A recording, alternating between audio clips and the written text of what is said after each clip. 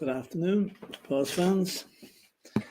On a Thursday afternoon, I think it is, yeah, it's Thursday, and little bits of news for Tottenham fans today.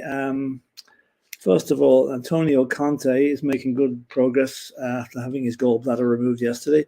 He put a message up on the Spurs website last night thanking everybody for their good wishes, and some better news today, hopefully, is that he may well be back in the dugout for the City game, although that may be a little bit early. But I do know that gallbladder surgery isn't that severe, so possibly we may have him back for City, and that would be great.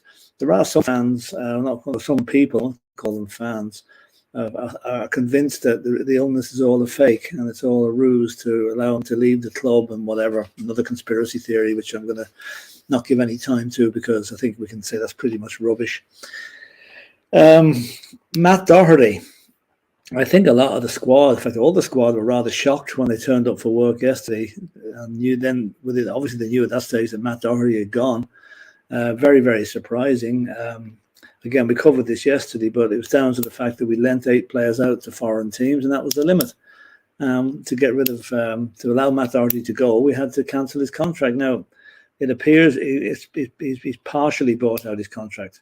So he was on, I think, 65 grand a week. So if he was due, say, a couple of million, maybe for the rest of his contract, they'd probably give him half of it or something, because he's no guarantee that he'll be kept on at Sporting. He's only on there till the end of the season. So it's up to Matt Doherty to prove himself to Simeone that he's worth buying for the future. And I wish that lad well. I hope he does really well down there, because he wasn't going to get any game time at Spurs this season, not with Pedro Porro coming in, And talking of which, apparently it seems that initially Sporting were quite willing to sell Porro for 26 million quid, but that suddenly became 40 million. So, I know they were difficult to deal with, but they've made themselves a fair bit of money on that deal now.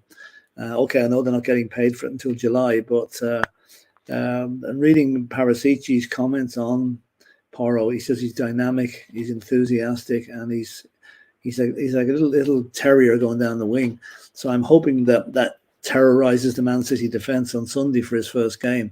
He certainly looks to be a chirpy little sort of a chap. Looking at the video there of him getting ready for the medical and stuff like that, a good sense of humour and a bit of smile on him, A bit of controversy is going to arise over the next item, I think. You may have read that the South African government is now going to become one of Tottenham's shirt sponsors, the name up on the corner of the sleeve. They're replacing Cinch. Now, Cinch paid us 10 million a year for the pleasure of having the name on our shirts. The South African government is paying us 42 million over 3 years. So that's 14 million a year. And apparently this deal is causing a lot of controversy in South Africa because, let's face it, things are not good down there. There's power cuts, there's poverty, there's homelessness, there's hunger, there's everything. And there the government are spending 42 million on a sports deal, which they on their side, they're saying that it will increase tourism and encourage people to come to South Africa on holiday and spend money there and help their economy. So fair enough, I don't mind. 14 million a year for a name on a shirt is good value, It makes up for the lack of naming rights that we don't have yet. So, that is, I don't think we've heard the last of that. It's due to kick in at the start of next season and runs to the end of the 27th season, as far as I know. Anyway, what else have we got? We were also supposed to be looking strongly at Weston McKennie, the American international who did quite well in the World Cup there. And we're as a midfield option for us.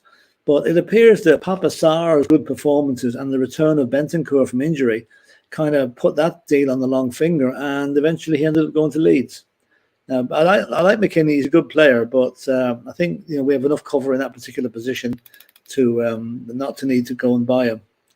And one thing that there was a cock up on the Spurs end and transfer deadline day, apparently.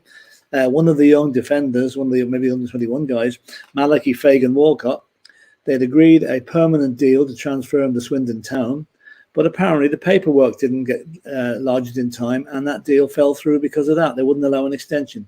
So that poor sod now is back in limbo land, doesn't know what he's going to do. He's joining Hakim Ziyech, whose problems are well documented at PSG because Chelsea didn't send through the right paperwork, and he's back in limbo land as well, And talking of Chelsea, My abhorrence for that club knows no bounds now. What they've done over the last 2 transfer windows is ruin the transfer market for just about every other club that there is. Now, during January, British clubs generally, and Chelsea actually on their own, spent 300 million, which was more than the combined transfer totals for the Bundesliga, the French League, La Liga, and Serie A. The other top 4 leagues in Europe didn't spend as much as Chelsea did on transfers in January. Now, add that to the 300 million they spent in the summer. Chelsea have spent 600 million. They bought loads of players, but how are they going to keep them all happy?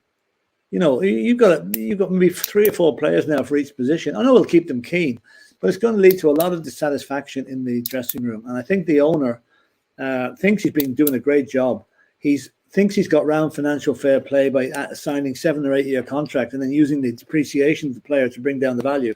I think UEFA have copped onto that, and they're now looking to bring in new regulations that will stop that type of trickery to avoid the play. Chelsea Chelsea should be punished like Manchester City were for doing the same thing. When Man City got off with it, how they managed that, we'll never know. But they did, and they go back into Europe when they shouldn't be in Europe at the moment. So Chelsea deserve all the punishment they can get for what they've done. I think that they've shown so little respect for the other clubs in the league, and where they're getting the money from, I just do not know. It's I think they start looking into that, because I mean 600 million, their income from that tiny ground they've got compared to ours. Can't be anywhere near that. So I mean they are flying in the face of financial fair play, and they hope to get away with it, and they probably will. But anyway, we'll see.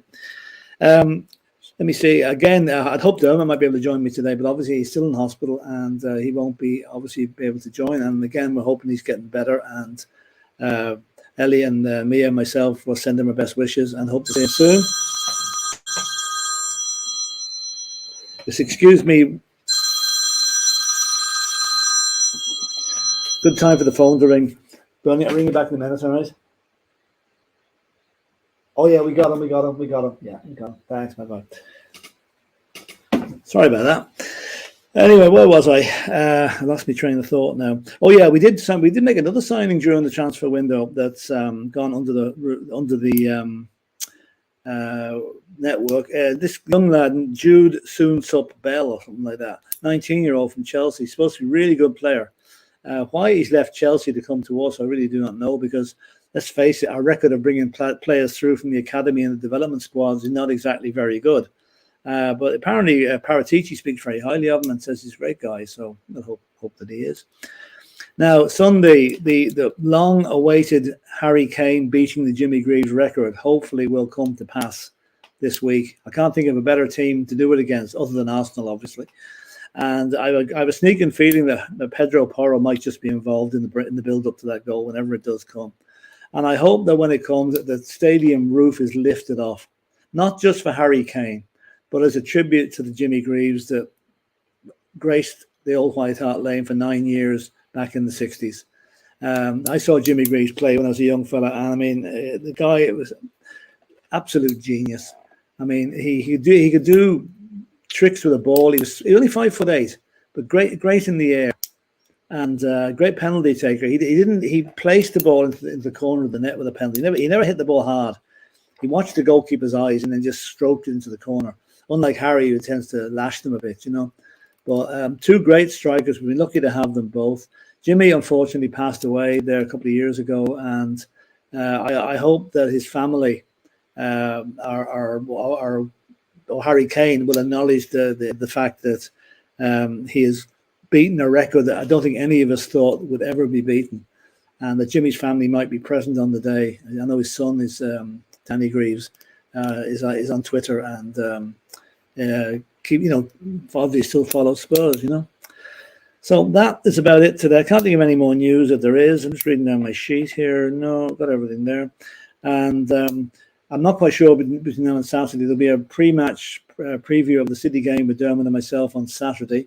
And then we'll be doing a watch-along on Sunday, possibly from behind the couch like the last one. Although there's reading some of the papers this morning, Even some of the ex-City players are expecting Spurs to really pull up the City this weekend with the new signings and the fact that it's at home. And the City are not exactly tearing the house down with the way they're playing at the moment, So, well, hopefully we can make revenge for the 4-2 defeat the other week and get us back into the groove for getting into the top four. So anyway, until that, have a nice Thursday afternoon and come on, you Spurs.